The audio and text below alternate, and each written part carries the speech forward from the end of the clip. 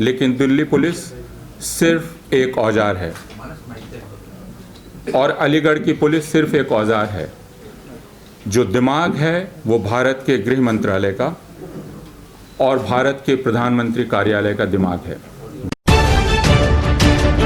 Social media के इस ज़माने में जो ब्यौरे आपको यहाँ दिए जा रहे थे, तकरीबन उसी तरह के ब्यौरे 2 दिन पहले आपको मिल चुके हैं, वीडियोस, ऑडियो क्लिप्स और बाकी तमाम चीज़ें। इसके बाद भी इसकी ज़रूरत महसूस की जाती है और इसलिए परसों भी और कल भी जामिया मिलिया इस्लामिया में सिविल समाज के 2 समूह मौजूद थे जो फैक्चुअली डॉक्यूमेंट कर सकें कि वहाँ क्या हुआ था। हम में से किसी का इरादा यह नहीं है कि किसी भी बात को बढ़ा चढ़ा कर लिखा जाए और बढ़ा चढ़ा कर बताया जाए। फरहा नकवी ने जामिया मिलिया इस्लामिया में जो घटनाएं हुई थी वे बयान की हैं, उसके पहले नदीम ने बताई होंगी और आज के अखबार में, कल के अखबार में और सोशल मीडिया पर यह सब कुछ मौजूद है। जिस वक्त फरहा और हमारे दूसरे दोस्त कालका जी और न्यू फ्रेंड्स कॉलोनी के पुलिस स्टेशन में मौजूद थे, मैं अपने घर पर था और वहाँ से हमारे एक दोस्त कालका जी पुलिस स्टेशन से मुझे यह कह रहे थे कि अगर किसी से ऊपर से बात हो सके तो प्लीज़ बात करवाइए कि पुलिस यह करना बंद करे। मैं आपको नाम लेकर नहीं बता सकता, लेकिन मैं कहना चाहूँगा कि हमें यह बतलाया गया कि बिना गृह मंत्रालय के निर्देश के पुलिस इस ताकत के साथ और इस इरादे के साथ यह सब कुछ कर ही नहीं सकती थी। इसलिए अभी यह उम्मीद करना कि पुलिस नरमी बरतेगी गलत है, क्योंकि ठीक उसी वक्त अलीगढ़ मुस्लिम विश्वविद्यालय से खबरें आने लगी और इन दोनों में एक रिश्ता है। इसलिए दिल्ली पुलिस ज़रूर कसूरवार है और ज़रूर हम उसे कटघरे में खड़ा करते हैं, लेकिन दिल्ली पुलिस सिर्फ एक औजार है और अलीगढ़ की पुलिस सिर्फ एक औजार है। जो दिमाग है वो भारत के गृह मंत्रालय का और भारत के प्रधानमंत्री कार्यालय का दिमाग है, भारत सरकार का दिमाग है। जर्मनी में जब बाद में मुकदमे हुए तो जिन्होंने यहूदियों को गैस चैम्बर में डाला, उन्होंने कहा कि हम सिर्फ हुक्म का पालन कर रहे थे, उससे वो कम कसूरवार नहीं होते हैं।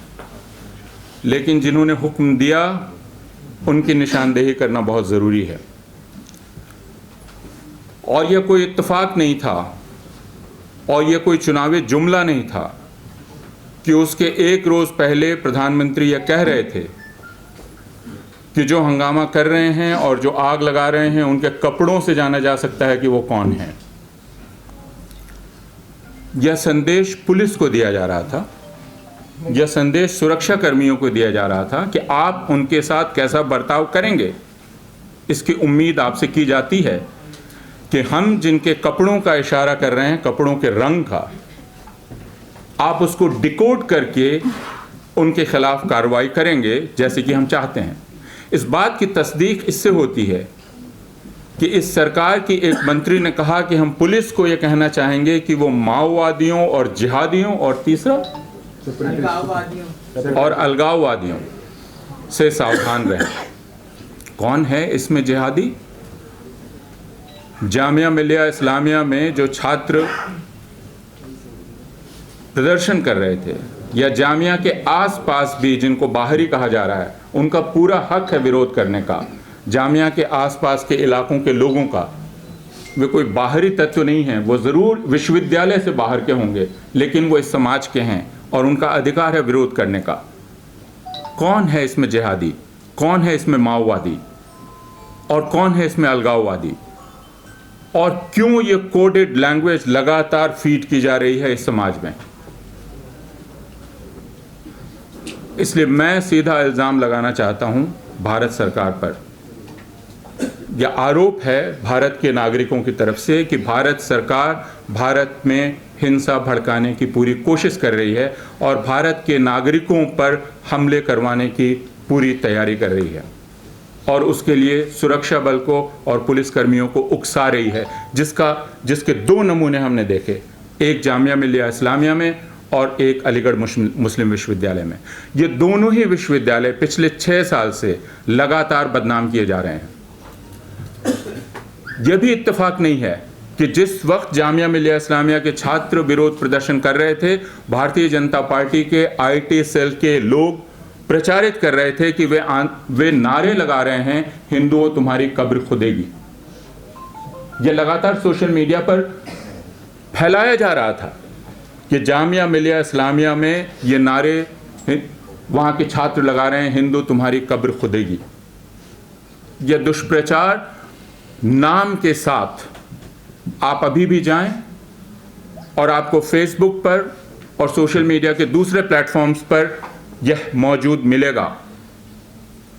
यह झूठ एक दल की तरफ से और एक सरकार की तरफ से एक समुदाय विशेष के खिलाफ, और मैं कहना चाहूँगा मुसलमानों के खिलाफ घृणा फैलाने के लिए किया जा रहा है।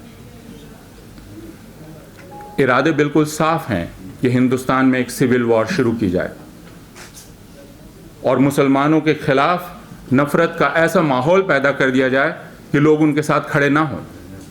अगर उम्मीद है तो सिर्फ विश्वविद्यालयों से, क्योंकि सिर्फ जामिया में विरोध नहीं हुआ, सिर्फ अलीगढ़ मुस्लिम विश्वविद्यालय में विरोध नहीं हुआ, और ध्यान रहे इन दोनों विश्वविद्यालयों में मुसलमानों के साथ हिंदू छात्र भी अच्छी तादाद में पढ़ते हैं और हिंदू छात्रों ने भी और दूसरे धर्मों के छात्रों ने भी इन विरोध प्रदर्शनों में अच्छी संख्या में हिस्सा लिया है। इसलिए सिर्फ मुसलमानों का विरोध नहीं था, यह ध्यान रहे। यह बात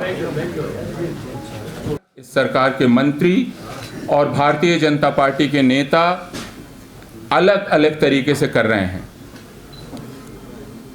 जो जामिया मिलिया इस्लामिया में हुआ है और अलीगढ़ मुस्लिम विश्वविद्यालय में हुआ है, वह छात्रों के और नागरिकों के विरोध करने के, अपना मत व्यक्त करने के अधिकार पर सीधा हमला है और उनके शहरियत के अधिकार पर सीधा हमला है। अभी जब हम यहाँ बात कर रहे हैं, हम उम्मीद करते हैं कि सर्वोच्च न्यायालय में शायद इसकी सुनवाई हो रही होगी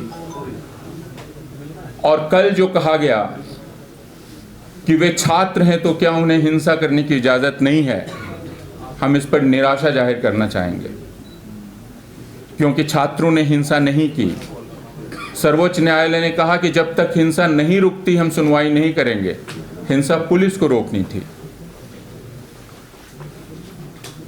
हम उम्मीद करते हैं कि सर्वोच्च न्यायालय इस बात को दर्ज करेगा कि हिंसा किसने की और वो एक निष्पक्ष जांच करवाएगा।